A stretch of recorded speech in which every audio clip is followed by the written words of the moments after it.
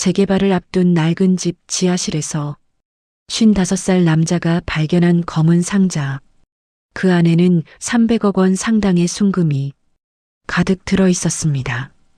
과연 주인은 누구일까요? 오늘 이야기 시작하기 전에 무료 버튼 하나만 눌러주세요. 구독과 좋아요 꼭 눌러주시면 놀라운 진실을 확인할 수 있습니다. 똑딱, 똑딱, 똑딱. 벽시계 소리가 적막한 새벽을 깨웠습니다. 박동수는 아침 6시에 눈을 떴습니다. 천장에 생긴 물얼룩을 바라보며 오늘도 어김없이 찾아온 하루를 맞았죠.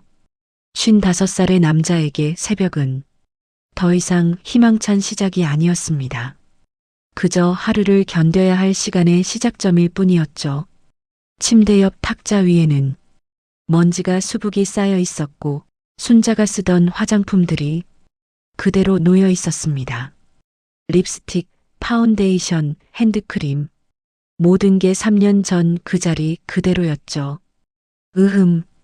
또 하루구나. 목구멍에서 나온 탁한 소리가 방 안을 맴돌았습니다. 동수는 몸을 일으켜 침대 가장자리에 앉았습니다. 무릎이 뻐근하고 허리가 아팠습니다. 나이가 들어가는 게 확실했죠. 발끝으로 낡은 슬리퍼를 더듬어 찾아 신었습니다. 슬리퍼 밑창이 닳아서 바닥에 닿는 소리가 찰칵찰칵 났습니다. 부엌으로 향하는 복도에서 마루가 발걸음마다 삐걱삐걱 신음소리를 냈습니다. 16년을 함께한 이 집은 동수와 함께 늙어가고 있었습니다. 벽지는 누렇게 변색되어 모서리가 들뜨기 시작했고 문짝은 틀어져서 제대로 닫히지 않았죠. 겨울바람이 문틈으로 새어들어와 온 집안이 스산했습니다. 부엌에 도착한 동수는 수도꼭지를 틀었습니다. 또 얼었나? 물이 나오지 않았습니다. 수도관이 얼었나 봅니다. 손잡이를 이리저리 돌려보니 갑자기 콸콸 소리와 함께 찬물이 세차게 쏟아져 나왔습니다. 물줄기가 세면대를 넘어 바닥까지 튀어 동수의 슬리퍼가 젖었죠. 아이고, 이거 참. 동수는 걸레로 바닥을 닦으며 한숨을 쉬었습니다. 이런 사소한 일들조차 혼자 처리해야 한다는 게 서글펐습니다. 예전에는 순자가 여보, 수도꼭지 좀 고쳐주세요라고 말하면 금세 해결해주곤 했는데 말이죠. 주전자에 물을 받아 가스레인지에 올렸습니다. 파란 불꽃이 피어오르며 쉬익 소리를 냈습니다. 물이 끓는 동안 동수는 찬장에서 인스턴트 커피를 꺼냈습니다. 맥심 오리지널. 순자가 즐겨 마시던 브랜드였습니다. 동수는 원래 블랙커피를 좋아했는데 순자가 떠난 후로는 습관적으로 이 커피를 사게 되었죠. 물이 끓자 보글보글 소리가 부엌에 울려 퍼졌습니다. 동수는 커피 가루를 컵에 넣고 뜨거운 물을 부었습니다. 갈색 증기가 피어오르며 달콤한 커피 향이 퍼졌지만 동수에게는 별로 향기롭지 않았습니다. 습관적으로 커피를 2잔 만들었다가 멈칫했습니다. 또 많이 만들었네. 정말 바보같이. 혼자 마실 수도 없고 버리기도 아까워서 동수는 2잔을 식탁에 나란히 놓았습니다. 빈 의자를 바라보며 순자가 거기 앉아있는 모습을 상상해 봤습니다. 여보, 커피 식기 전에 드세요. 순자가 그렇게 말하곤 했죠. 동수가 신문을 보느라 커피를 잊고 있을 때면 말입니다. 이제는 신문도 끊었습니다. 한 달에 10,000원도 아까웠거든요. 식탁에 앉아 커피를 한 모금 마셨습니다. 뜨거운 액체가 목구멍을 타고 내려가며 몸을 따뜻하게 했습니다. 창밖을 바라보니 마당의 잡초가 무성했습니다. 정말 지저분하게 됐네. 예전에는 순자가 정성스럽게 가꾸던 텃밭이었는데 이제는 온통 잡초천지였죠. 봄에는 상추와 깻잎, 여름에는 토마토와 오이를 키우며 이웃들과 나누어 먹던 추억이 있었습니다. 여보, 올해는 토마토를 많이 심어볼까요? 작년에 김할머니가 맛있다고 하셨잖아요. 좋아요. 그럼 고추도 좀 심어봐요. 그런 소소한 대화들이 그리웠습니다. 사소하지만 따뜻했던 일상의 순간들 말이죠. 리먼 브라더스 사태 때를 생각하면 아직도 목이 막힙니다. 2008년 9월 15일 잊을 수 없는 날입니다. 동수가 다니던 신일건설이 하루아침에 문을 닫았거든요. 그날 아침 회사에 도착한 동수는 정문에 붙어 있는 종이를 보고 얼어붙었습니다. 휴업 통보서 마이너스 본 회사는 자금 사정 악화로 인하여 금일부로 휴업에 들어갑니다. 이게 뭡니까? 부장님, 나도 모르겠네. 어제까지만 해도 아무 얘기 없었는데 동료들이 웅성거리며 몰려들었습니다. 총무부 김 과장이 당황한 얼굴로 나타났죠. 사장님은 어디 계세요? 어제 저녁에 급한 일이 있다고 나가신 후로 연락이 안 되네요. 그럼 우리 월급은 어떻게 되는 거예요? 그것도 아직 파악이 안 되고 있어서 그제서야 심각성을 깨달았습니다. 회사가 완전히 망한 것이었죠. 20년간 성실하게 다닌 회사가 하루아침에 사라져버린 겁니다. 집에 돌아가는 지하철 안에서 동수는 멍하니 앉아 있었습니다. 순자에게 뭐라고 말해야 할지, 아이들에게는 어떻게 설명해야 할지 도무지 알 수 없었습니다. 여보, 왜 이렇게 일찍 들어와요? 아프세요? 순자가 앞치마를 두르고 나와 맞았습니다. 저녁 준비를 하고 있었던 모양이었죠. 동수는 한참 동안 말을 못했습니다. 회사가 문을 닫았어요. 네, 무슨 소리예요? 부도가 났나 봐요. 오늘부터 출근하지 말라고. 순자의 얼굴이 하얗게 질렸습니다. 손에 들고 있던 국자가 땡그랑 소리를 내며 바닥에 떨어졌죠. 그 표정을 보는 순간 동수는 자신이 가장으로서 완전히 실패했다는 걸 깨달았습니다. 큰아들 민수는 대학교 3학년이었습니다. 취업 준비를 열심히 하고 있었는데 갑자기 등록금 문제가 생겼죠. 아버지, 괜찮아요. 1년 쉬고 다시 복학할게요. 그동안 아르바이트해서 돈 모을게요. 민수는 그렇게 말했지만 눈빛이 흔들리고 있었습니다. 친구들은 모두 졸업을 앞두고 있는데 자신만 뒤처지게 된다는 걸 알고 있었거든요. 작은 아들 진수는 더 가슴 아팠습니다. 고등학교 1학년이었는데 어느 날 갑자기 말했습니다.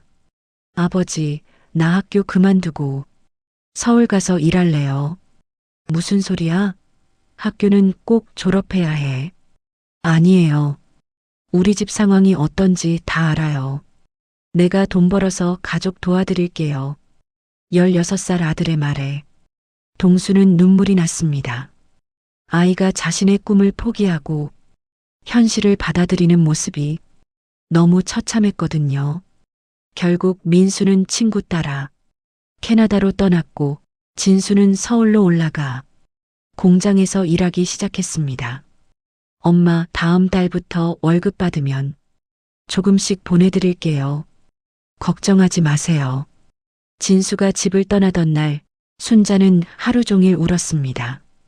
동수도 마찬가지였죠. 아들의 작은 가방을 보며 가슴이 찢어지는 것 같았습니다. 그 후로 순자가 변하기 시작했습니다. 말수가 줄어들었고 웃음도 사라졌죠. 밤마다 혼자 울고 있는 걸 알고 있었지만 동수는 위로할 말을 찾지 못했습니다. 동수야, 이제 그만 내려놓자. 우리 더 이상 버틸 수 없어요. 순자가 집을 떠나던 날 마지막으로 남긴 말이었습니다. 무엇을 내려놓으라는 건지 정확히 알고 있었습니다. 가장으로서의 책임감, 남편으로서의 의무감, 아버지로서의 자존심, 모든 것을 말이죠. 동수는 식어버린 커피를 한 모금 더 마셨습니다. 쓴맛이 입안에 퍼졌습니다. 시계를 보니 벌써 오전 9시였습니다. 하루가 시작되었지만 특별히 할 일은 없었습니다. 동수는 식어버린 커피잔을 들고 일어났습니다. 시계를 보니 오전 9시 반이었죠. 하루가 시작되었지만 특별히 할 일이 없었습니다.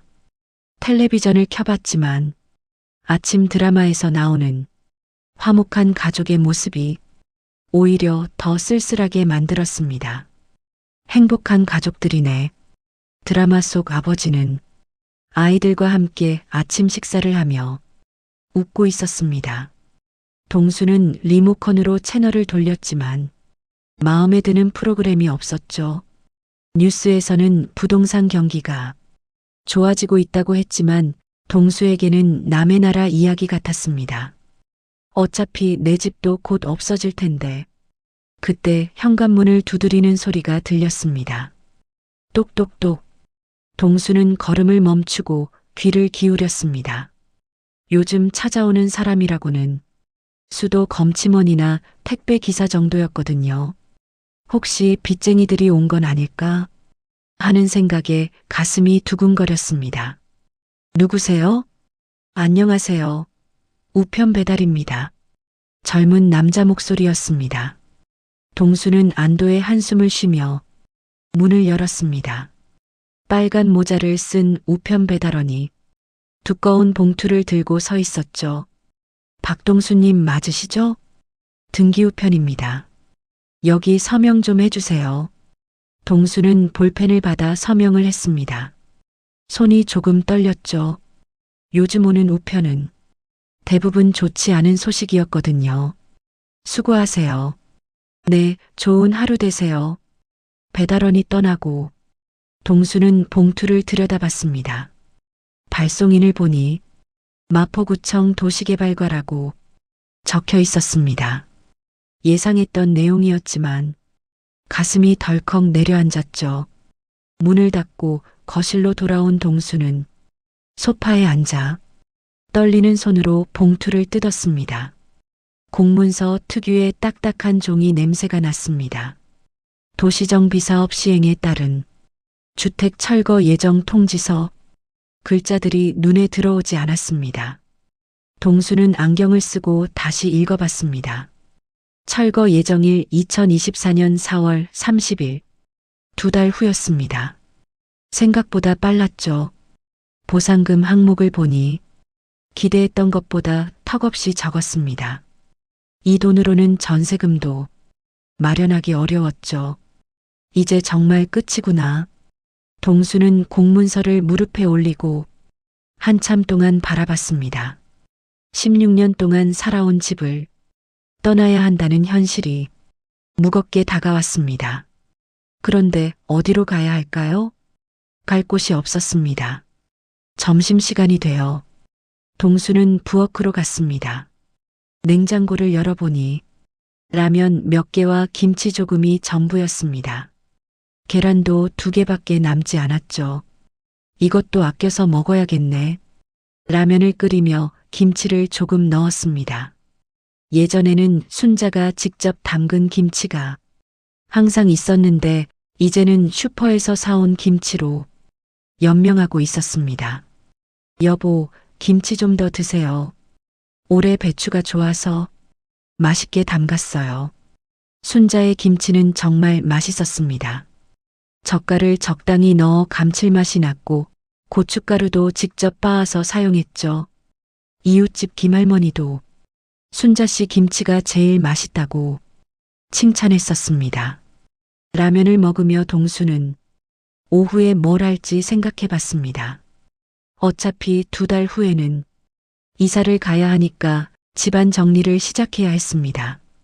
지하실부터 정리해 볼까? 오래된 물건들이 가장 많이 쌓여 있는 곳이 지하실이었거든요. 동수는 점심을 마치고 지하실로 내려가는 계단 앞에 섰습니다. 계단을 내려가자 삐걱삐걱 소리가 울려 퍼졌습니다. 나무 계단이 흔들리며 위태로웠죠. 지하실 전등 스위치를 눌렀지만 켜지지 않았습니다. 전구가 나갔나? 동수는 핸드폰 플래시를 켜고 지하실을 둘러봤습니다. 어둑어둑한 공간에 오래된 상자들과 가구들이 어지럽게 쌓여 있었습니다. 먼지 냄새와 곰팡이 냄새가 코를 찔렀죠. 정말 오랫동안 안 내려왔구나. 벽 한쪽에는 민수와 진수가 어렸을 때 놀던 장난감들이 쌓여 있었습니다. 변신 로봇, 야구 글러브, 축구공, 모든 게 먼지를 뒤집어 쓰고 있었죠. 동수는 구석에 쌓인 상자들을 하나씩 살펴보기 시작했습니다. 첫 번째 상자에는 아이들의 옛날 교과서들이 들어 있었습니다. 민수 국어 2-1, 진수 수학 1-2. 교과서들이 누렇게 변색되어 있었지만 아이들이 열심히 공부하던 흔적들이 남아 있었습니다. 연필로 밑줄 친 부분들, 여백에 적어 놓은 메모들, 모든 게 추억이었죠. 그때는 정말 열심히 공부했는데 민수는 국어를 좋아해서 책을 많이 읽었고 진수는 수학을 잘해서 수학 경시대회에 나가기도 했습니다. 둘 다 공부를 잘해서 동수와 순자는 얼마나 자랑스러워했는지 모르죠. 두 번째 상자를 열자 순자의 옛날 옷들이 나왔습니다. 결혼식 때 입었던 분홍색 한복이 맨 위에 있었습니다. 이거 입고 결혼했었지. 동수는 한복을 꺼내서 펼쳐봤습니다. 24살이던 순자가 이 한복을 입고 결혼식을 올렸죠. 그때 순자는 정말 예뻤습니다. 하얀 피부에 큰 눈, 수줍게 웃는 모습이 천사 같았거든요. 한복 밑에는 아이들 졸업식에 입고 갔던 검은색 정장도 있었습니다. 순자가 가장 좋아하던 옷이었죠. 평상시에 즐겨 입던 원피스들도 몇 벌 있었습니다.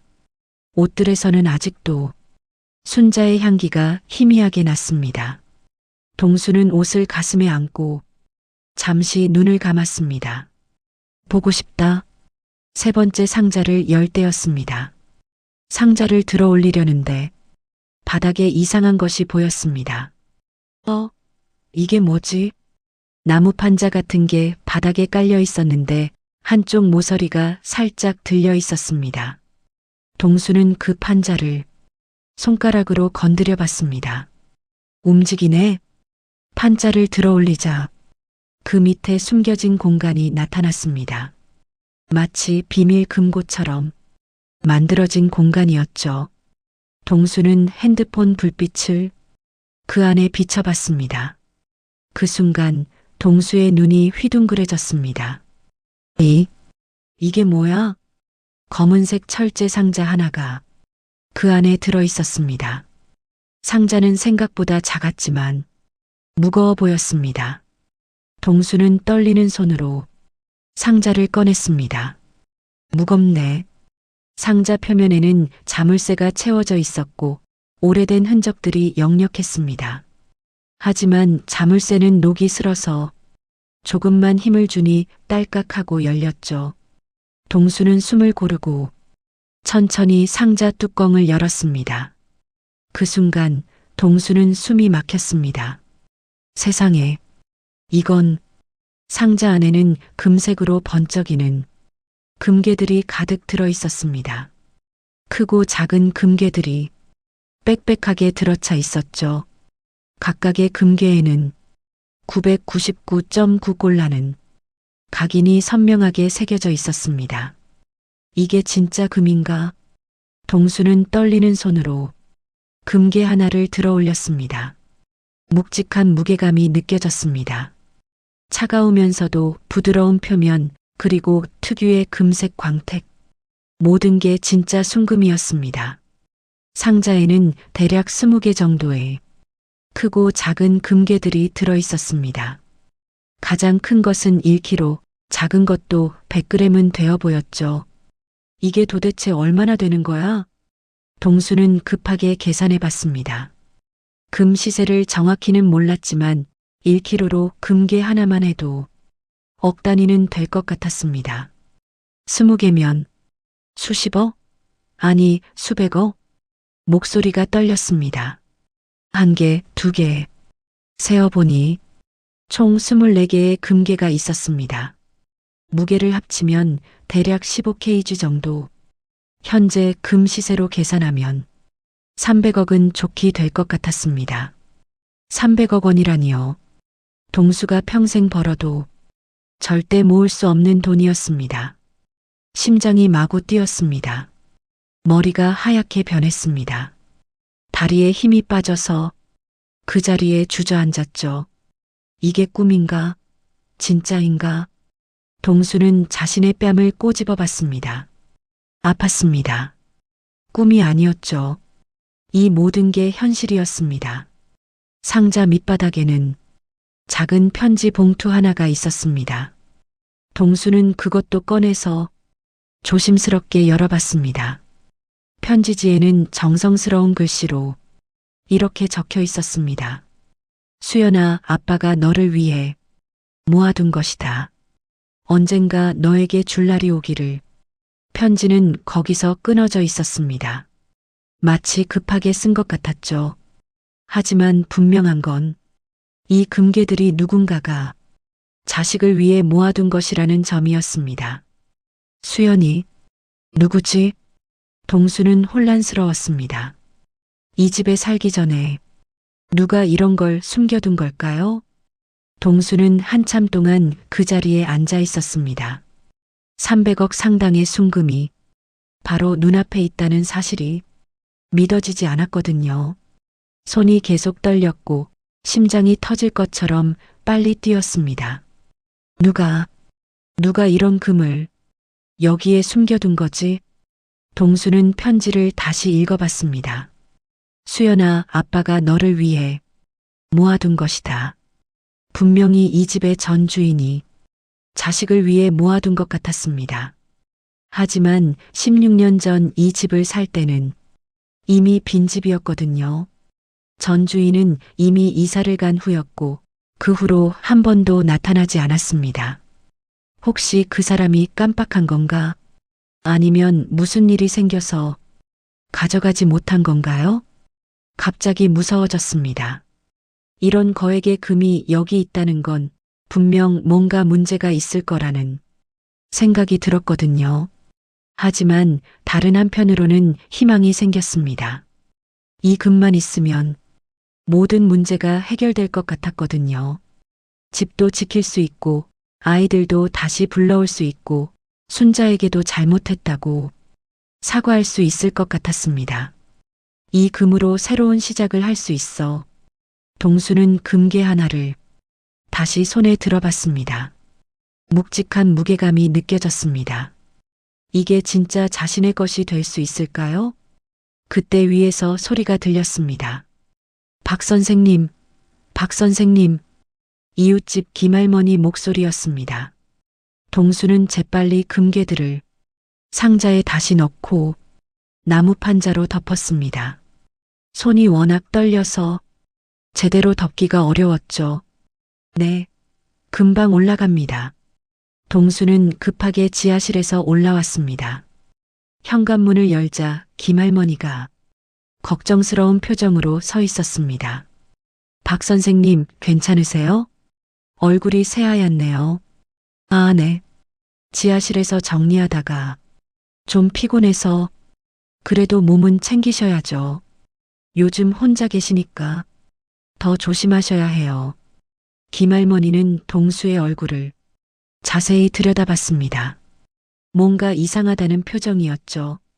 그런데 아까 낯선 차가 이 앞에 서 있더라고요. 혹시 누가 찾아온 거 아니에요? 낯선 차요? 동수는 창문으로 다가가서 밖을 내다봤습니다. 검은색 고급 승용차 한 대가 집 앞에 주차되어 있었습니다. 번호판을 보니 서울 차량이었죠. 저 차 말씀하시는 거예요? 네, 맞아요. 1시간 전부터 저기 서 있어요. 안에 사람도 타고 있고. 동수는 가슴이 두근거렸습니다. 혹시 지하실의 금과 관련이 있는 건 아닐까요? 그때 차 문이 열리며 정장 입은 남자 2명이 내렸습니다.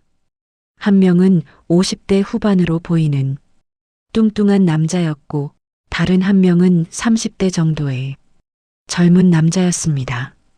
저분들이 여기로 오시는 것 같은데 김할머니의 말이 맞았습니다.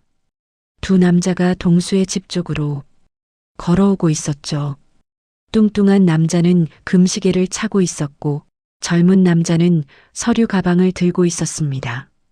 똑똑똑 현관문을 두드리는 소리가 울렸습니다. 동수는 김할머니와 눈을 마주쳤습니다. 누구실까요? 모르겠어요. 저는 들어가 있을게요. 김할머니가 자신의 집으로 돌아가고 동수는 떨리는 손으로 문을 열었습니다. 안녕하세요. 박동수 씨 맞으십니까? 뚱뚱한 남자가 말을 걸었습니다. 목소리가 무거웠고 눈빛이 날카로웠습니다. 네, 맞습니다만. 누구시죠? 제가 최태욱입니다. 태욱건설 대표이고요. 최태욱이라는 이름을 들어본 적이 있었습니다. 이 지역 재개발을 담당하는 대형 건설업체 사장이었죠. 신문에도 몇 번 나온 적이 있었습니다. 아, 최 회장님이시군요. 어쩐 일로? 잠깐 들어가서 이야기 좀 할 수 있을까요? 중요한 얘기가 있어서요. 최태욱의 말투에는 거부할 수 없는 위압감이 있었습니다. 동수는 어쩔 수 없이 그들을 집 안으로 안내했습니다. 거실에 앉은 최태욱은 주변을 둘러보며 말했습니다. 오래된 집이네요. 16년은 됐겠군요. 네, 맞습니다. 2008년에 이사 왔으니까. 그럼 이 집의 전주인을 아시겠네요? 갑자기 나온 질문에 동수는 당황했습니다. 왜 전주인 얘기를 하는 걸까요? 글쎄요. 집을 살 때는 이미 이사를 간 후였어서. 유태식이라는 사람 모르세요? 유태식? 동수는 고개를 갸우뚱했습니다. 들어본 이름 같기도 하고 아닌 것 같기도 했죠.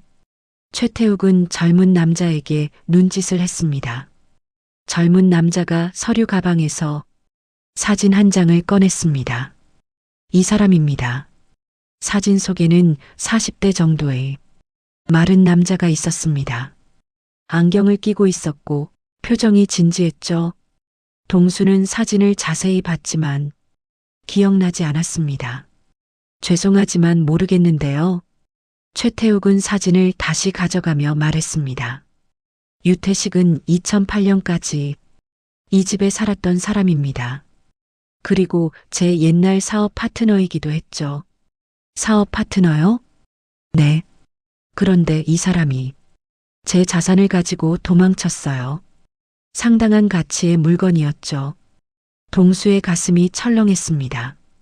혹시 지하실에 있는 그 금을 말하는 건 아닐까요? 그 자산이 어떤 건가요? 순금입니다. 금괴로 된 투자 자산이죠. 대략 300억 정도 되는데 동수는 입이 바짝 말랐습니다. 정확히 지하실에 있던 금의 가치와 일치했습니다. 최태욱은 동수의 표정 변화를 놓치지 않았습니다. 혹시 이 집에서 뭔가 발견하신 게 있나요? 발견한 게요? 네.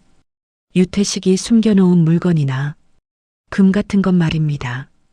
동수는 목구멍이 막혔습니다. 어떻게 대답해야 할지 모르겠었습니다. 사실대로 말해야 할까요? 아니면 모른다고 해야 할까요? 저는 아무것도 본 적이 없는데요. 거짓말이었습니다.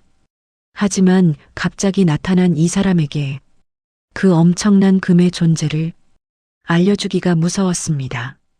최태욱은 동수의 눈을 똑바로 바라봤습니다. 박 선생님, 저는 16년 동안 그 금을 찾고 있었습니다. 제 자산이거든요. 만약 이 집에서 발견하신다면 당연히 제게 돌려주셔야 합니다. 그런데 증거가 있으신가요? 그게 정말 회장님 것이라는. 최태욱은 차가운 미소를 지었습니다. 증거요? 물론 있죠. 투자 계약서, 구매 영수증, 모든 서류가 다 있습니다. 젊은 남자가 서류 가방에서 두꺼운 파일을 꺼냈습니다. 하지만 그보다 중요한 건 그 금을 제가 아닌 다른 사람이 가지고 있으면 안 된다는 겁니다. 왜요? 유태식은 현재 수배 중인 인물입니다. 그 금도 정당한 경로로 취득한 게 아닐 수 있거든요. 위협적인 말투였습니다. 동수는 등골이 오싹해졌습니다. 그럼 경찰에 신고하셔야 하는 거 아닌가요? 경찰은 이미 알고 있습니다. 하지만 증거가 없어서 수사가 진전되지 않고 있죠. 그래서 제가 직접 찾고 있는 겁니다. 최태욱은 명함을 꺼내며 말했습니다. 혹시 뭔가 발견하시게 되면 즉시 연락 주세요. 그게 박 선생님을 위해서도 좋을 겁니다. 명함에는 금박으로 태욱건설 대표이사 최태욱이라고 적혀 있었습니다. 그리고 한 가지 더. 최태욱이 일어나며 말했습니다. 만약 그 금을 발견하고도 저에게 알리지 않으신다면 그건 작물 보관제가 될 수 있습니다. 법적으로 문제가 될 수 있다는 뜻이죠. 그 말에 동수는 식은땀이 났습니다. 물론 그런 일은 없을 거라고 믿습니다만.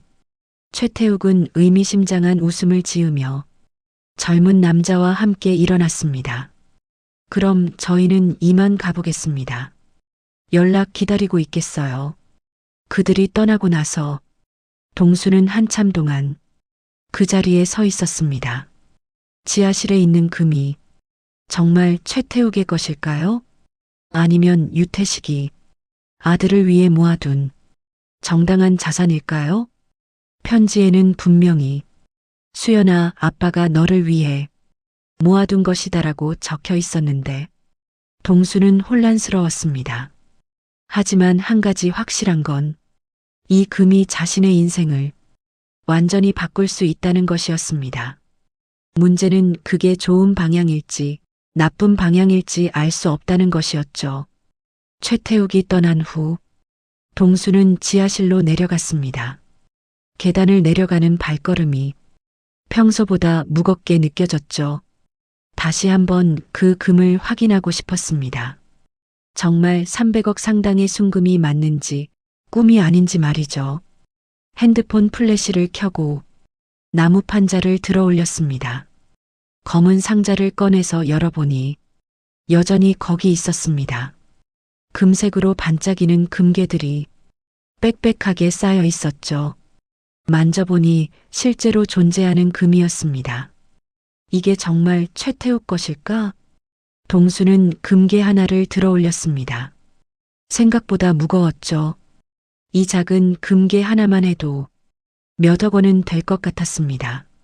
하지만 편지에는 분명히 수연아, 아빠가 너를 위해 모아둔 것이다라고 적혀 있었습니다. 누구 말이 맞는 걸까요? 그때 위에서 핸드폰 벨소리가 들렸습니다. 따르릉, 따르릉. 동수는 급하게 지하실에서 올라가서 전화를 받았습니다. 화면에는 진수라고 표시되어 있었죠. 진수야? 아버지, 큰일 났어요. 진수의 목소리가 다급했습니다. 숨을 헐떡이는 소리도 들렸죠. 무슨 일이 생긴 걸까요? 왜? 무슨 일이야? 여자친구가 임신했어요. 그런데 아버지, 저희 다음 달에 결혼해야 해요. 동수는 머리가 하얗게 변했습니다. 손자가 생긴다는 기쁨보다는 현실적인 걱정이 먼저 앞섰습니다. 다음 달? 왜 이렇게 급하게? 여자친구 아버지가 화를 내세요. 당장 결혼하지 않으면 딸과 헤어지라고 하세요. 그런데 돈이 없어요. 진수의 목소리가 떨렸습니다. 울먹이는 소리가 들렸죠. 얼마나 필요한데? 결혼식 비용이랑 전세금에서 3천만 원이요. 아니, 2천만 원만이라도. 아버지, 저 정말 어떻게 해야 할지 모르겠어요. 동수는 가슴이 찢어질 것 같았습니다. 32살 아들이 이렇게 절망적인 목소리로 도움을 요청하는데 평소 같으면 해줄 수 있는 게 아무것도 없었습니다. 하지만 지금은 달랐습니다. 바로 발밑에 300억 상당의 순금이 있었거든요. 진수야, 걱정하지 마. 아버지가 해결해 줄게. 정말요? 하지만 아버지도 어려우신데 집도 팔아야 한다고 하셨잖아요. 괜찮아. 아버지를 믿어라. 내일까지 돈을 마련해 줄게. 아버지, 정말 고마워요. 어떻게 하실 건데요?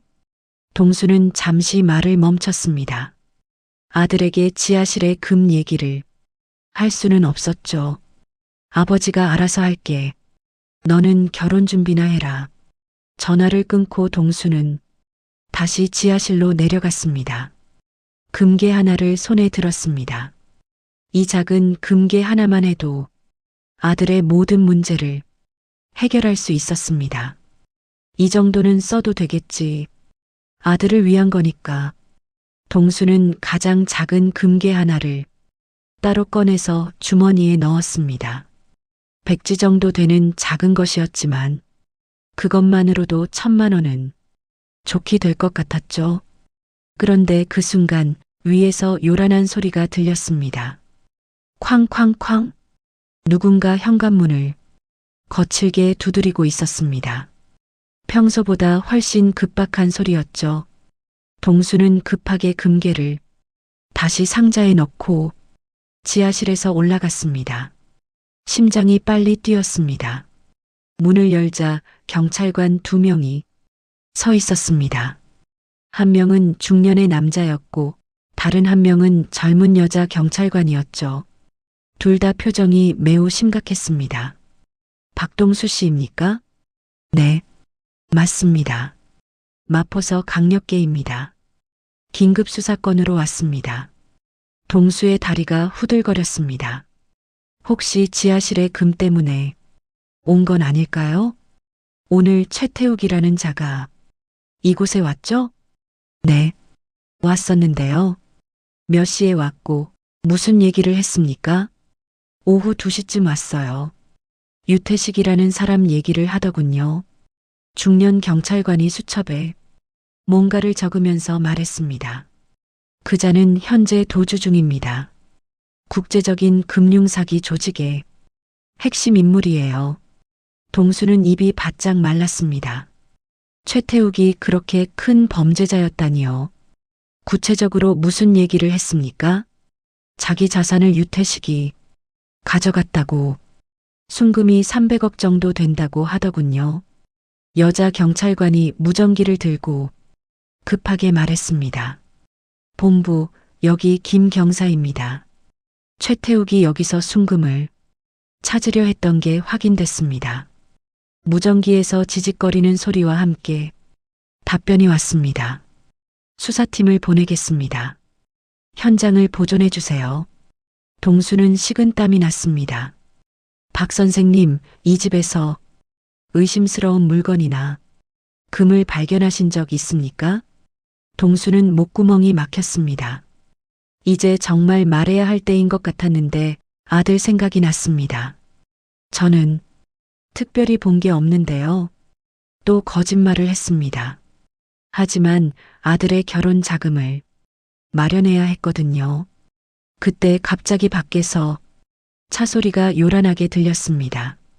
한 대가 아니라 여러 대의 차가 동시에 도착하는 소리였죠. 아버지, 익숙한 목소리가 들렸습니다. 진수였습니다. 진수가 숨을 헐떡이며 달려왔습니다. 얼굴이 새하얗게 질린 상태였죠. 진수야, 너 어떻게 여기에? 아버지, 유튜브에 영상이 떴어요. 탐정 유튜버가 최태욱을 추적하다가 우리 집을 찍었어요. 진수가 핸드폰을 보여줬습니다. 화면에는 최태욱이 찾는 순금의 비밀, 마포구 주택가 긴급 출동이라는 제목의 영상이 재생되고 있었습니다. 조회수가 벌써 10만 회예요. 댓글에 우리 집 주소까지, 그리고 진수의 뒤로 사람들이 몰려들기 시작했습니다. 유튜버들이 카메라를 들고 나타났고, 안녕하세요. 탐정 유튜버 김민수입니다. 정말 이 집에 순금이 있나요? 진실추적 TV입니다. 인터뷰 좀 해주세요. 금은 정확히 어디에 숨겨져 있습니까? 카메라와 마이크가 동수를 향해 쏟아졌습니다. 플래시가 번쩍번쩍 터지며 눈이 부셨습니다. 비켜주세요. 여기는 수사 현장입니다. 경찰관들이 소리쳤지만 사람들은 멈추지 않았습니다. 그때 더 충격적인 일이 벌어졌습니다. 동네 사람들까지 몰려들기 시작한 것입니다. 박 선생님, 정말 금이 있어요? 이웃집 김할머니가 다른 할머니들과 함께 왔습니다. 유튜브에서 봤는데 여기가 맞다더라고요. 우리도 좀 나눠주세요. 16년 동안 이웃으로 살았잖아요. 저도 애학비가 부족해요. 순식간에 집 앞이 아수라장이 되었습니다. 동네 할머니들부터 젊은 사람들까지, 심지어 모르는 사람들까지 몰려들었습니다. 진수가 동수의 팔을 잡으며 급하게 속삭였습니다. 아버지, 정말 그런 금이 있어요? 저 정말 급해요. 내일까지 돈을 마련해야 해요. 진수의 눈에는 절망과 희망이 동시에 보였습니다. 임신한 여자친구와 결혼해야 하는 절박한 상황에서 아버지에게 마지막 희망을 걸고 있는 것 같았습니다. 여자친구 아버지가 내일까지 돈을 가져오지 않으면 결혼을 절대 허락하지 않겠다고 했어요. 아버지, 제발이요. 동수는 아들의 절박한 표정을 봤습니다. 이 모든 혼란 속에서도 아들의 간절한 눈빛이 가장 마음 아팠습니다. 그때 경찰관이 큰 소리로 외쳤습니다. 박 선생님, 지금 당장 진술하셔야 합니다. 증거 은닉은 중범죄입니다. 아버지, 저 좀 도와주세요. 금 어디 있어요? 좀 나눠주세요. 실시간 방송 중입니다. 구독, 좋아요 눌러주세요. 모든 소리가 동수의 머릿속에서 뒤섞였습니다. 경찰, 유튜버들, 이웃들, 그리고 무엇보다 아들. 모든 사람이 자신에게 뭔가를 요구하고 있었습니다. 동수는 극도로 혼란스러웠습니다. 지하실에 있는 금을 어떻게 해야 할까요? 경찰에게 신고하면 아들은 어떻게 될까요? 하지만 숨기고 있으면 범죄가 되는 건 아닐까요? 주머니 속 금괴가 묵직하게 느껴졌습니다. 아들을 위해서라면 이 정도는 써도 되는 건 아닐까요? 하지만 나머지 금은 어떻게 해야 할까요? 동수는 결정을 내려야 했습니다. 시간이 흘러가고 있었고 더 이상 미룰 수 없었습니다. 모든 사람의 시선이 동수에게 집중된 그 순간 동수는 결단을 내렸습니다. 아들의 절박한 눈빛을 외면할 수 없었거든요. 진수야, 따라와. 동수는 진수의 손을 잡고 집 안으로 들어갔습니다. 경찰과 유튜버들이 뒤따라오려 했지만 동수는 재빨리 문을 닫고 빗장을 걸었습니다. 박 선생님, 문 열어주세요. 수사에 협조하셔야 합니다. 밖에서 사람들이 소리쳤지만 동수는 진수를 지하실로 데려갔습니다. 아버지, 정말 금이 있어요? 유튜브에서 보고 믿을 수가 없었어요. 진수의 목소리가 떨렸습니다. 기대와 불안이 섞인 표정이었죠. 직접 보면 알 거야. 동수는 핸드폰 플래시를 켜고 나무 판자를 들어 올렸습니다. 검은 상자가 드러나자 진수는 입을 다물지 못했습니다. 세상에, 이게 정말. 동수는 상자를 열어서 보여줬습니다. 금색으로 반짝이는 금괴들이 빽빽하게 들어 있었죠. 진수는 다리에 힘이 빠져 그 자리에 주저앉았습니다. 아버지, 이게 순금이에요? 그런 것 같아. 진수는 떨리는 손으로 금괴를 만져봤습니다. 실제 금이었습니다. 꿈이 아니었죠. 이게 정말 우리 것이에요? 누구 것인지는 모르겠어. 하지만 지금은 그런 게 중요하지 않아. 동수는 작은 금괴 하나를 꺼내서 진수에게 건넸습니다. 진수야, 이걸 가지고 가서 결혼 준비해라. 전세금도 마련하고. 하지만 아버지, 이 금 받아도 되는 건가요? 진수의 얼굴에 걱정이 스쳤습니다. 너무 큰 가치의 물건이었거든요. 아들 결혼시키는 게 먼저야. 다른 건 나중에 생각하자.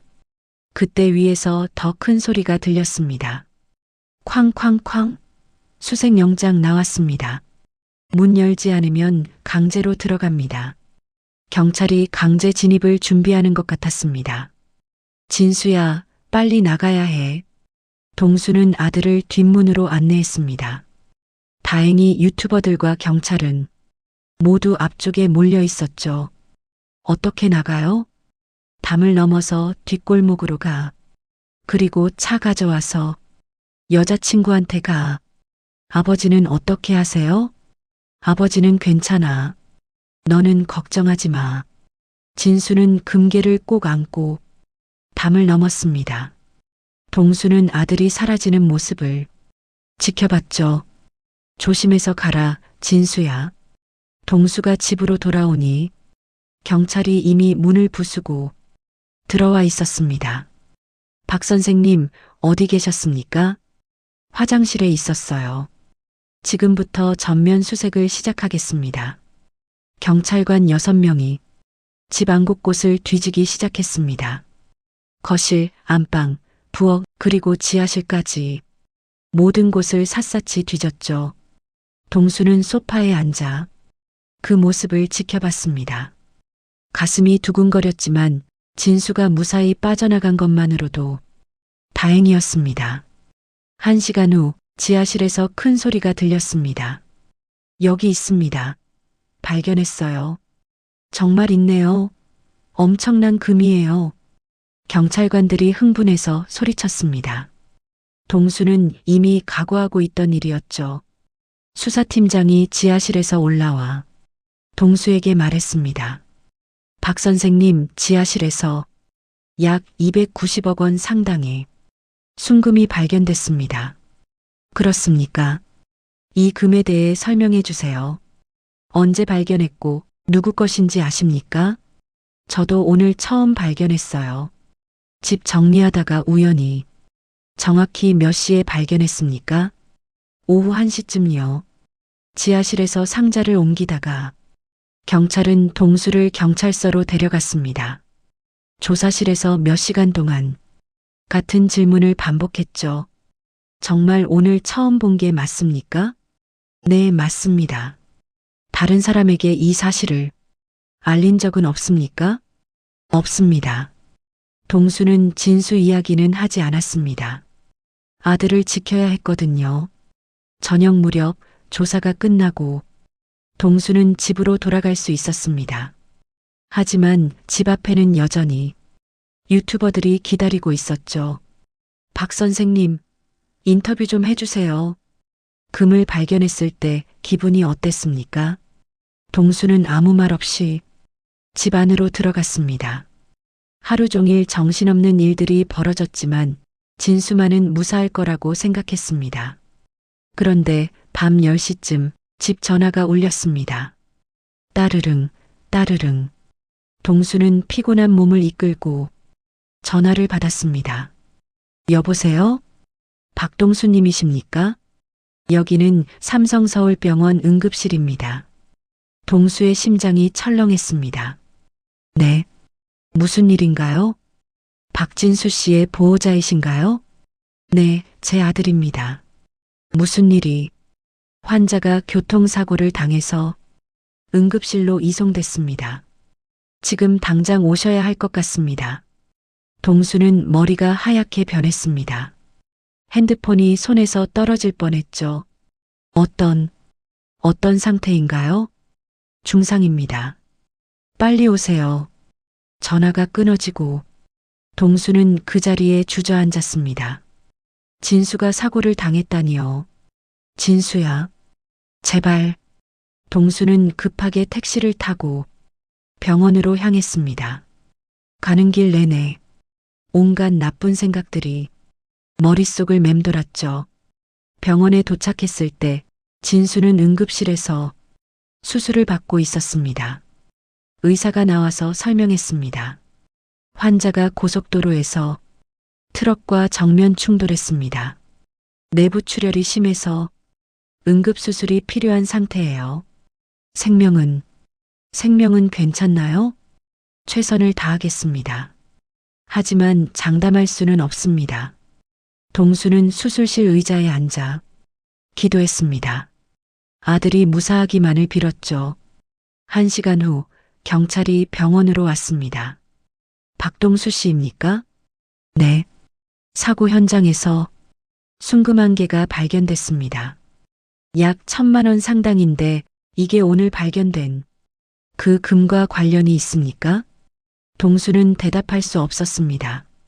진수가 그 금을 가지고 가다가 사고를 당한 것이었습니다.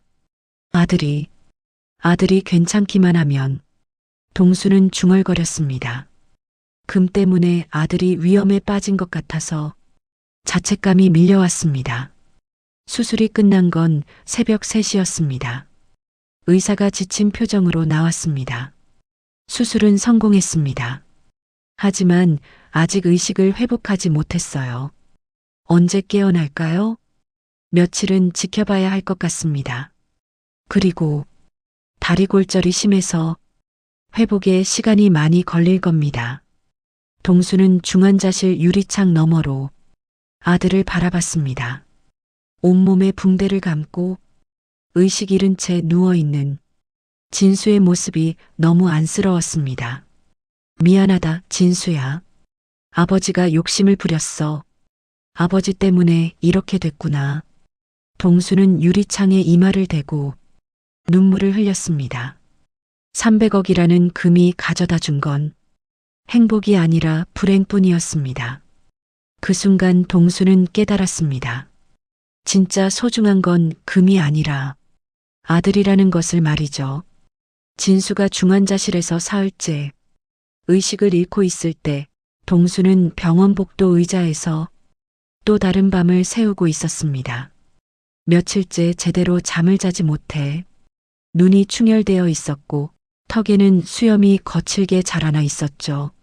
아버님, 좀 쉬세요. 제가 지킬게요. 진수의 여자친구 미영이 걱정스러운 표정으로 말했습니다. 그녀도 며칠째 병원을 지키며 얼굴이 야위어 있었거든요. 괜찮아. 아버지가 지켜야지.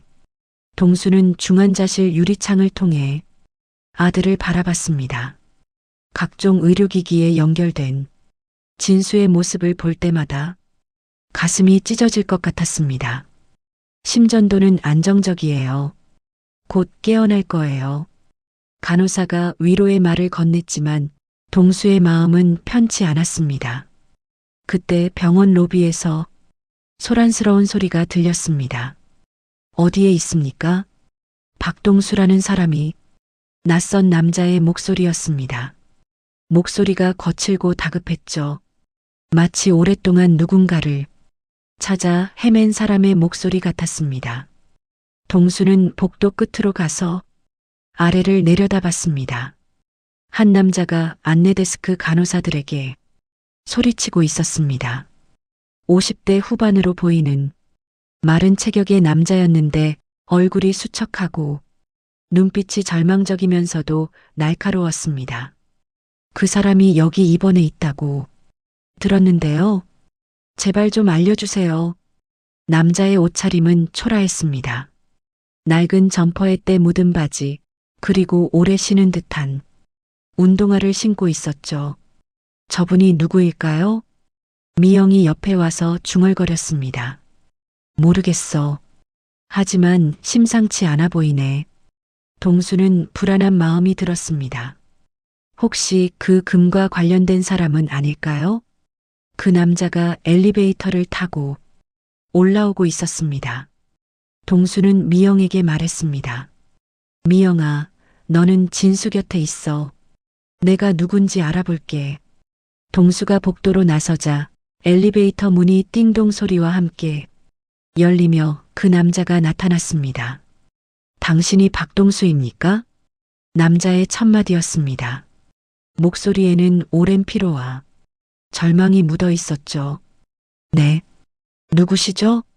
남자는 동수를 위아래로 훑어보며 천천히 말했습니다. 유태식입니다. 16년 동안 당신을 찾고 있었어요. 동수는 머리가 하얗게 변했습니다. 유태식? 최태욱과 경찰이 그토록 찾던 바로 그 사람이었습니다. 유태식? 당신이 그 사람이군요. 네, 맞습니다. 제가 2008년까지 그 집에 살던 사람이에요. 유태식의 얼굴을 자세히 보니 깊은 상처들이 보였습니다. 이마에는 깊은 주름이 패여 있었고 눈가에는 피로의 흔적이 역력했죠. 마치 오랫동안 도망다니며 산 사람의 얼굴이었습니다. 그럼 그 금이 당신 것이었군요. 제 금입니다. 정확히는 제가 아들을 위해 모아둔 금이죠. 유태식은 주변을 두리번거리더니 조용한 곳으로 동수를 데려갔습니다. 병원 옥상 정원이었죠. 여기서 이야기하죠. 할 말이 많거든요. 차가운 겨울바람이 두 사람의 얼굴을 스쳤습니다. 유태식은 담배 한 개비를 꺼내 물었지만 불은 붙이지 않았습니다. 2008년 8월 리먼 브라더스가 무너지기 직전이었어요. 유태식이 입을 열었습니다. 목소리가 떨렸습니다. 저는 그때 대형 투자회사에서 펀드 매니저로 일했어요. 최태욱과는 대학 동기였죠. 유태식은 멀리 보이는 도시를 바라보며 계속 말했습니다. 최태욱이 제게 제안했어요. 큰 돈을 벌 수 있는 방법이 있다고. 부실 채권 투자였죠. 그래서 같이 한 건가요? 그때는 몰랐어요. 이렇게 될 줄은. 처음에는 합법적인 투자였는데 점점 위험한 쪽으로 빠져들더라고요. 유태식의 손이 떨렸습니다. 과거를 회상하는 게 고통스러운 것 같았습니다. 몇 달 만에 수십억을 벌었어요. 안전하게 보관하려고 금으로 바꿔서 집에 숨겨뒀죠. 그런데 금융위기가 터지면서 모든 게 무너졌어요. 그래서 도망친 거군요. 도망칠 수밖에 없었어요. 최태욱이 저를 모든 일에 주범으로 몰아가려 했거든요. 하지만 제가 모아둔 금은 제 아들 수연이를 위한 것이었어요. 유태식은 주머니에서 낡은 사진을 꺼냈습니다. 구겨지고 색이 바랜 가족 사진이었죠. 제 가족이에요. 아내 은주 그리고 아들 수연. 그때 수연이가 5살이었어요. 사진 속에는 행복해 보이는 가족의 모습이 있었습니다. 젊은 유태식이 아내와 아이를 안고 웃고 있었죠. 예쁜 가족이네요. 이제는 어디에 있는지도 모르겠어요. 유태식의 목소리가 갈라졌습니다. 제가 도망간 후 아내는 이혼 서류를 보냈어요. 아이는 해외 입양을 보냈다고 하더라고요. 동수는 가슴이 아팠습니다. 같은 아버지로서 그 심정을 이해할 수 있었거든요. 지금까지 아들을 찾고 계신 건가요? 네. 16년 동안 찾아다녔어요. 하지만 개인정보 보호 때문에 입양 기록을 볼 수 없더라고요. 사설 탐정도 고용해봤지만 단서조차 찾지 못했어요. 유태식은 사진을 다시 주머니에 넣으며 말했습니다. 그런데 며칠 전 뉴스를 봤어요. 제가 숨겨둔 금이 발견됐다고. 그래서 오신 건가요? 처음에는 그 금을 가져가려고 했어요. 아들을 찾는데 필요한 돈이니까. 하지만 당신 아들이 사고를 당했다는 소식을 듣고 생각이 바뀌었어요. 무슨 뜻이죠? 그 금은 저주받은 금이에요. 저와 제 가족을 파멸시켰고 최태욱도 범죄자로 만들었죠. 그리고 이제 당신 가족까지. 유태식의 눈에 눈물이 맺혔습니다. 더 이상 다른 사람이 피해를 보는 걸 막아야겠다고 생각했어요. 그럼 어떻게 하실 건가요? 경찰에 자수할 거예요. 그리고 모든 진실을 밝히겠습니다. 그 금이 정말 누구를 위한 것인지, 어떻게 모은 것인지 말이죠. 동수는 놀랐습니다. 16년간 도망 다닌 사람이 자수한다는 것이었습니다. 정말 그렇게 하실 건가요? 네. 이제 지쳤어요. 그리고 무엇보다 제 아들을 정정당당하게 찾고 싶어요. 경찰의 도움을 받으면 입양 기록도 확인할 수 있을 거예요. 그때 동수의 핸드폰이 울렸습니다. 병원에서 온 전화였습니다. 보호자님, 환자가 깨어났어요. 동수는 벌떡 일어났습니다. 진수가 의식을 회복했다는 소식이었습니다. 가봐야겠어요. 아들이 깨어났다고. 저도 함께 가도 될까요? 사과하고 싶어서요. 두 사람은 급하게 중환자실로 향했습니다. 진수가 눈을 뜨고 있었습니다. 아직 약한 상태였지만 의식은 분명했죠. 아버지, 진수야, 괜찮니? 네. 아프긴 하지만 괜찮아요. 진수는 유태식을 보며 물었습니다. 저분은 누구세요? 동수가 대답하기 전에 유태식이 앞으로 나섰습니다. 안녕하세요. 유태식입니다. 그 금이 원래 주인이에요. 진수는 유태식을 바라보며 말했습니다. 아, 그 금 때문에 이렇게 됐는데 정말 죄송합니다. 제 욕심 때문에 이런 일이 벌어졌어요. 유태식은 진수에게 깊이 고개를 숙였습니다. 그 모습에서 진심이 느껴졌죠. 괜찮아요. 저도 욕심을 부린 거니까요. 진수의 너그러운 대답에 유태식은 더욱 미안해했습니다. 앞으로 어떻게 하실 건가요? 진수가 조심스럽게 물었습니다. 내일 경찰서에 가서 모든 걸 자백할 거예요. 그리고 제 아들을 찾는 일에 전념하려고 합니다. 유태식은 편지 한 장을 동수에게 건넸습니다. 이건 제가 아들에게 쓴 편지예요.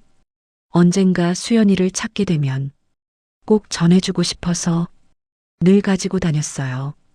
편지 봉투에는 사랑하는 아들 수연에게라고 정성스럽게 적혀 있었습니다.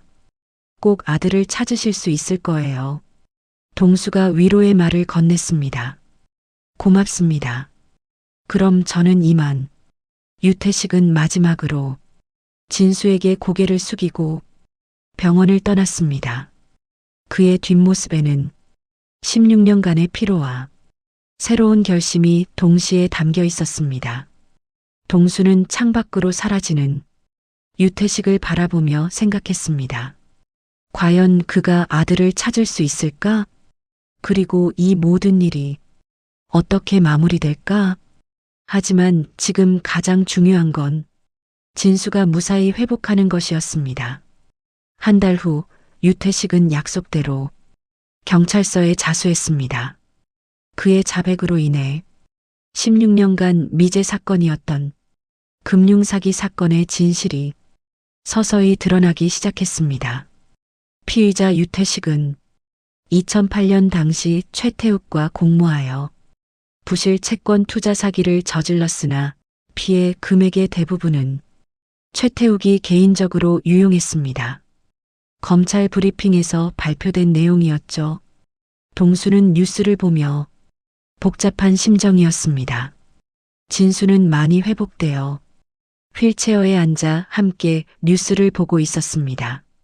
아버지, 그럼 그 금은 정말 유태식 아저씨 것이 맞네요. 그런 것 같구나. 아들을 위해 모아둔 거라니. 마음이 아파요. 진수의 말에 동수도 고개를 끄덕였습니다. 그때 집 전화가 울렸습니다. 따르릉, 따르릉. 동수는 전화를 받았습니다. 여보세요? 박동수님이십니까? 여기는 마포구 사회복지과입니다. 네, 맞습니다. 유태식 씨의 아들 찾기와 관련해서 연락드렸습니다. 혹시 시간 되실 때 구청으로 오실 수 있으신가요? 동수는 가슴이 두근거렸습니다. 혹시 유태식의 아들을 찾았다는 소식일까요? 지금 가도 될까요? 네, 좋습니다. 동수와 진수는 급하게 구청으로 향했습니다. 사회복지과 김주무관이 그들을 맞았습니다. 안녕하세요. 유태식 씨가 부탁하신 일과 관련해서 좋은 소식이 있어서 연락드렸습니다. 아들을 찾으셨나요? 네, 찾았습니다. 유수연 씨라는 분인데 현재 캐나다에서 거주하고 계시고요. 김주무관이 서류를 보여줬습니다. 2008년에 5살 나이로 캐나다로 입양되었고 현재 21세로 대학교에 재학 중입니다. 그럼 연락이 가능한가요? 유수연 씨 측에서 먼저 연락을 원한다고 하셨어요. 아버지를 찾고 있었다고 하네요. 동수는 놀랐습니다. 아들도 아버지를 찾고 있었다니요. 언제 만날 수 있을까요? 유수연 씨가 다음 주에 한국으로 들어온다고 합니다. 유태식 씨와의 면회도 그때 이루어질 예정이고요. 일주일 후 서울구치소 면회실에서 역사적인 만남이 이루어졌습니다. 동수와 진수도 함께 참석했습니다. 유태식이 수감복을 입고 면회실에 들어왔습니다. 16년의 도피 생활과 한 달의 구금 생활로 더욱 수척해진 모습이었습니다. 그리고 그 앞에 젊은 남자가 앉아 있었습니다. 키가 크고 단정한 모습에 21세 청년이었죠. 수연아, 유태식의 목소리가 떨렸습니다. 아버지, 유수연도 눈물을 글썽였습니다. 16년 만에 재회였습니다. 많이 컸구나. 이제 완전히 어른이 됐네. 아버지는 많이 늙으셨어요. 부자는 유리창을 사이에 두고 서로를 바라봤습니다. 미안하다, 수연아. 아버지가 너를 지키지 못해서. 괜찮아요, 아버지. 양부모님이 저를 정말 잘 키워주셨어요. 유수연의 한국말은 조금 어색했지만 진심이 담겨 있었습니다. 캐나다에서 어떻게 지냈니? 대학교에서 경영학을 공부하고 있어요. 그리고 아버지를 찾고 있었어요. 나를?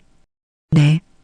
양부모님이 성인이 되면 친부모를 찾을 수 있도록 도와주겠다고 하셨거든요. 유태식은 눈물을 흘렸습니다. 고마운 분들이구나. 그런데 아버지가 먼저 저를 찾아주셨네요. 유수연이 미소를 지었습니다. 그때 유태식이 동수를 가리키며 말했습니다. 수연아, 저분이 박동수 아저씨시야. 너를 위해 모아둔 금을 발견해 주신 분이야. 유수연은 동수에게 고개를 숙였습니다. 감사합니다. 아버지 이야기 많이 들었어요. 아니에요. 당연한 일이었어요. 그 금은 어떻게 되나요? 유수연이 물었습니다. 유태식이 대답했습니다. 원래는 너에게 물려주려고 모아둔 것이었지만 이제 그럴 수 없게 됐구나. 왜요? 아버지가 죄를 지었거든. 그 금도 깨끗하지 못한 방법으로 얻은 것이었어. 유수연은 잠시 생각하더니 말했습니다.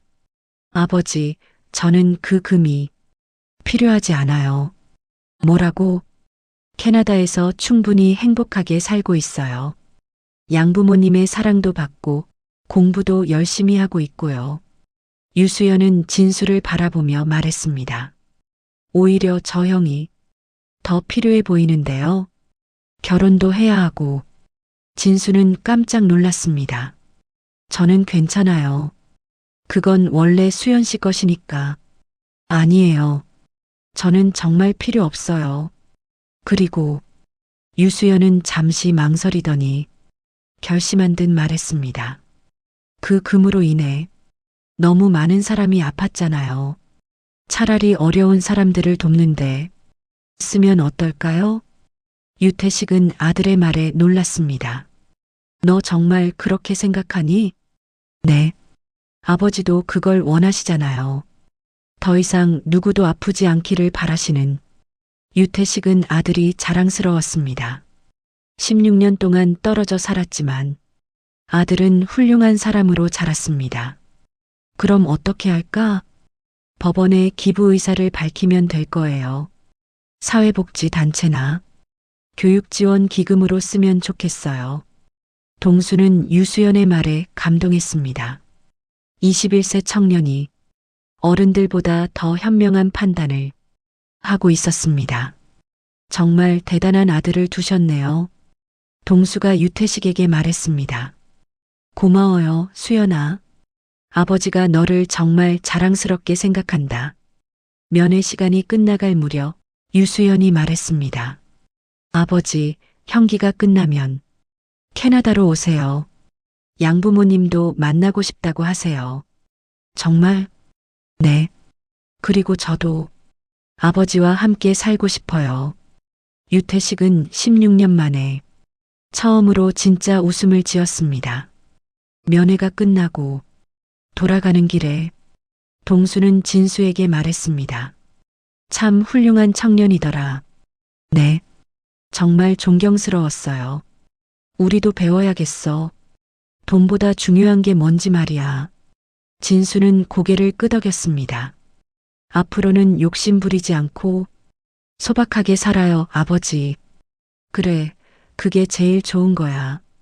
며칠 후 법원에서 유수연의 기부 의사가 받아들여져 300억 상당의 순금은 사회복지기금으로 쓰이게 되었습니다. 그리고 유태식은 자신의 죄를 인정하고 법의 심판을 받게 되었습니다. 하지만 그의 얼굴에는 16년 만에 찾은 평화가 깃들어 있었습니다.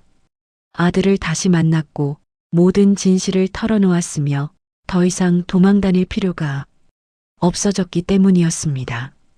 1년 후 동수는 작은 아파트에서 새로운 일상을 시작하고 있었습니다.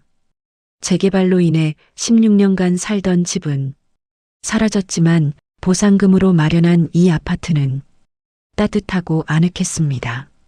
무엇보다 진수 부부와 가까운 곳에 있어서 자주 만날 수 있었죠. 아버지, 아침 드세요. 며느리 미영이 정성스럽게 차린 아침 식사를 가져왔습니다. 진수와 미영은 결국 결혼을 했고 지금은 동수 근처에서 행복하게 살고 있었습니다. 결혼식은 소박했지만 진심이 담긴 따뜻한 자리였죠. 동수는 아들의 결혼식에서 눈물을 흘렸습니다. 고맙다, 미영아. 이렇게 챙겨줘서 별 말씀을요. 가족인걸요. 아버님이 저희에게 해주신 게 얼마나 많은데요. 진수도 교통사고 후유증에서 완전히 회복되어 새로운 직장에서 일하고 있었습니다. 작은 물류회사였지만 안정적이고 보람있는 일이었죠. 비록 큰 돈을 벌지는 못했지만 가족과 함께 있는 시간이 많아서 만족하고 있었습니다. 아버지, 오늘 유태식 아저씨 편지 왔어요. 진수가 편지 한 통을 건넸습니다. 캐나다에서 온 편지였습니다. 동수는 편지를 열어서 읽어봤습니다. 박동수님께 안녕하세요. 캐나다에서 유태식입니다. 어느덧 출소한 지도 반년이 지났네요. 덕분에 수연이와 함께 새로운 삶을 시작하고 있습니다. 양부모님도 저를 따뜻하게 받아주셔서 정말 감사하게 지내고 있어요. 처음에는 어색했지만 이제는 정말 가족 같습니다. 수연이는 대학을 졸업하고 좋은 회사에 취직했습니다. 저도 한인 식당에서 일하며 평범하지만 행복한 날들을 보내고 있어요. 무엇보다 아들과 매일 대화할 수 있어서 세상에서 가장 부자가 된 기분입니다. 그 금으로 조성된 기금이 많은 어려운 사람들을 돕고 있다는 소식을 들었습니다. 고아원 아이들 교육비 지원, 홀몸 어르신들 생활비 지원, 정말 의미 있게 쓰이고 있더라고요. 수연이가 그렇게 결정해 준 것이 정말 자랑스럽습니다. 진수님께도 안부 전해주시고 온 가족 건강하게 지내시길 바랍니다. 언제 기회가 되면 캐나다로 놀러 오세요. 수연이도 한국어 많이 늘었답니다. 유태식 드림. 동수는 편지를 읽으며 미소를 지었습니다. 유태식이 행복하게 지내고 있다니 정말 다행이었습니다. 좋은 소식이네요, 아버지. 미영이 말했습니다. 그러게 모든 게 잘 풀린 것 같아. 진수도 고개를 끄덕이며 말했습니다. 저도 처음엔 그 금이 부러웠는데 지금 생각해보니 우리가 더 행복한 것 같아요. 왜? 돈 때문에 고생하지 않고 가족과 함께 있을 수 있으니까요. 그때 현관문에서 소리가 들렸습니다. 할아버지, 귀여운 목소리가 들렸습니다. 진수와 미영의 딸, 동수의 손녀 예린이었습니다. 이제 돌이 갓 지난 아기였죠. 우리 예린이. 동수는 손녀를 안아 올렸습니다. 아기는 할아버지를 보고 환하게 웃었습니다. 작은 손으로 할아버지 뺨을 만지며 옹알이를 했죠. 할아버지가 제일 좋지? 진수가 웃으며 말했습니다. 당연하지. 할아버지가 최고야. 동수는 손녀를 안고 창밖을 바라봤습니다. 봄이 오고 있었습니다. 아파트 단지의 나무들이 파란 잎을 틔우고 있었고 벚꽃이 피기 시작했죠. 예린아, 할아버지가 이야기해 줄까? 동수는 손녀에게 말했습니다. 옛날에 할아버지가 큰 보물을 발견한 적이 있단다. 아기는 알아듣지 못했지만 할아버지의 목소리를 좋아하는 듯 조용히 들었습니다. 그런데 그 보물보다 더 소중한 걸 깨달았어. 바로 가족이라는 거야. 진수와 미영이 옆에서 따뜻하게 바라봤습니다. 할아버지는 이제 정말 행복해. 너희들이 있어서 말이야. 동수는 진심으로 그렇게 생각했습니다. 300억이라는 거대한 금보다 손녀의 웃음소리가 더 소중했습니다. 아들의 건강한 모습이 더 값졌고 며느리의 따뜻한 마음이 더 고마웠습니다. 아버지, 저희도 정말 행복해요. 미영이 말했습니다. 처음엔 큰 돈이 있었으면 얼마나 좋을까 생각했는데 지금 이렇게 사는 게 훨씬 더 좋은 것 같아요. 맞아요, 아버지. 욕심 부리지 않고 사니까 마음도 편하고 서로 더 사랑하게 되는 것 같아요.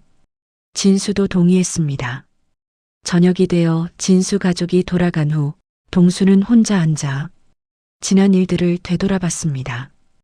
1년 전 그 지하실에서 금을 발견했을 때는 인생이 완전히 바뀔 줄 알았습니다. 하지만 정말 바뀐 건 돈에 대한 생각이었습니다. 돈은 도구일 뿐이고 진짜 중요한 건 사람이라는 걸 깨달았거든요. 특히 가족의 소중함을 뼈저리게 느꼈습니다. 순자가 살아있었다면 이 행복을 함께 나눌 수 있었을 텐데 하는 아쉬움은 있었지만 남은 가족이라도 이렇게 화목하게 지낼 수 있어서 감사했습니다. 동수는 작은 일기장을 꺼내서 오늘 있었던 일을 적었습니다. 오늘 유태식 씨에게서 편지가 왔다. 부자가 함께 행복하게 지내고 있다니 정말 다행이다. 그 금이 어려운 사람들을 돕는데 쓰이고 있다는 소식도 기쁘다.